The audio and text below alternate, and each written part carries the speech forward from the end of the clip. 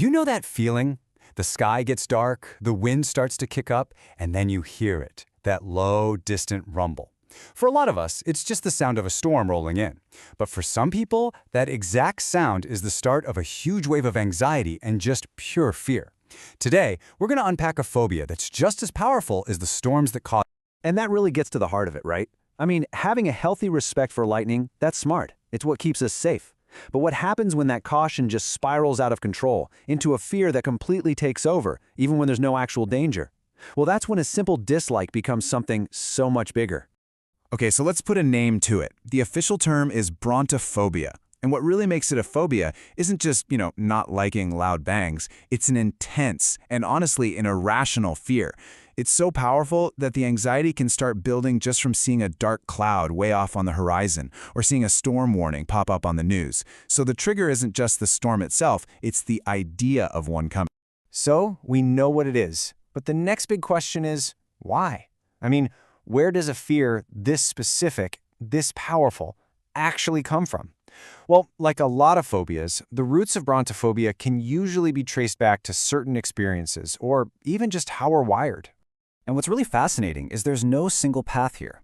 For some people, it might all go back to one really frightening event, like getting caught in a really bad storm when they were a kid.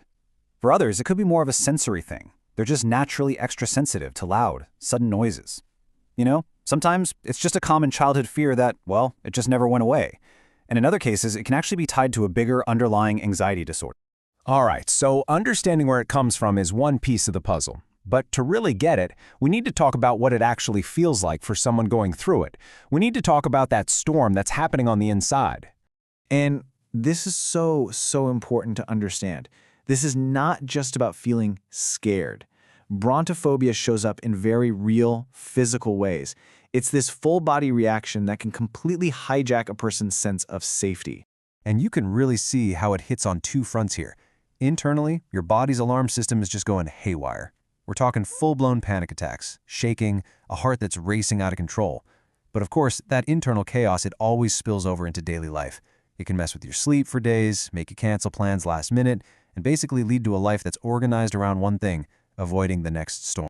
But here's where things take a turn for the better. As totally overwhelming as this phobia can be, it is not a life sentence. There are proven, effective ways to manage the fear and get that control back.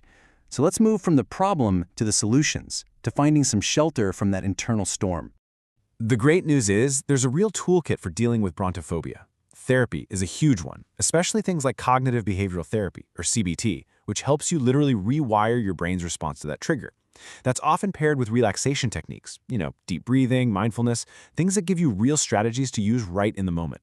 And for really severe cases, medication can be an incredibly valuable tool to help get those most intense physical symptoms under control. Okay, so we've looked at the what, the why, and the how of it all. So what's the big takeaway here? What does this all really mean when we look past the thunder itself? It really all comes down to this one simple, but really powerful idea.